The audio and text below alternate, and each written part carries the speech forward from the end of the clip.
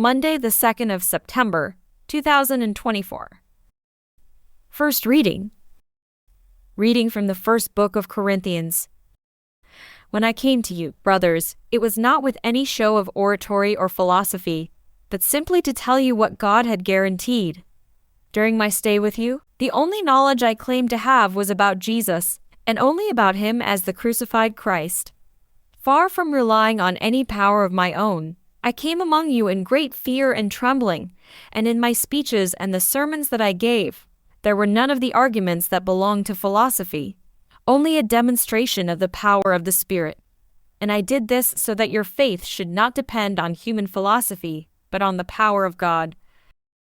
Responsorial Psalm. Lord, how I love your law! Lord, how I love your law! It is ever in my mind. Your command makes me wiser than my foes, for it is mine forever. Lord, how I love your law! I have more insight than all who teach me, for I ponder your will. I have more understanding than the old, for I keep your precepts. Lord, how I love your law! I turn my feet from evil paths, to obey your word. I have not turned from your decrees. You yourself have taught me. Lord, how I love your law!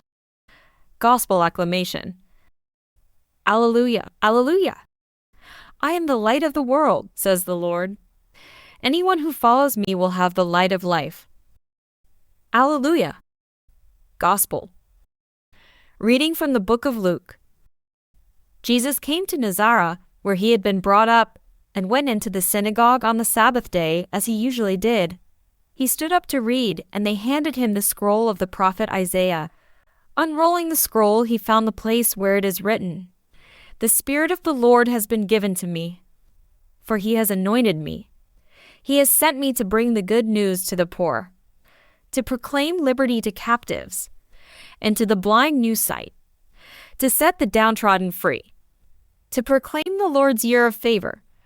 He then rolled up the scroll, gave it back to the assistant, and sat down, and all eyes in the synagogue were fixed on him.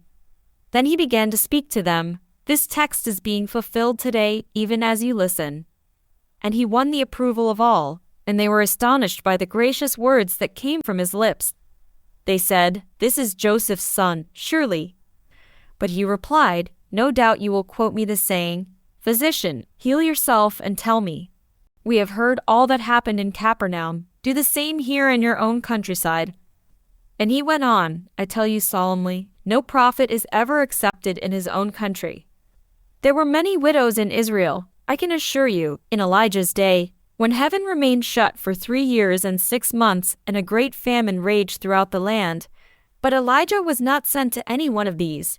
He was sent to a widow at Zarephath, a Sidonian town.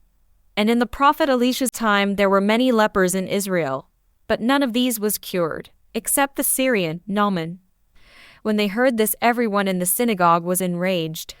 They sprang to their feet and hustled him out of the town, and they took him up to the brow of the hill their town was built on, intending to throw him down the cliff. But he slipped through the crowd and walked away. Gospel of the Lord.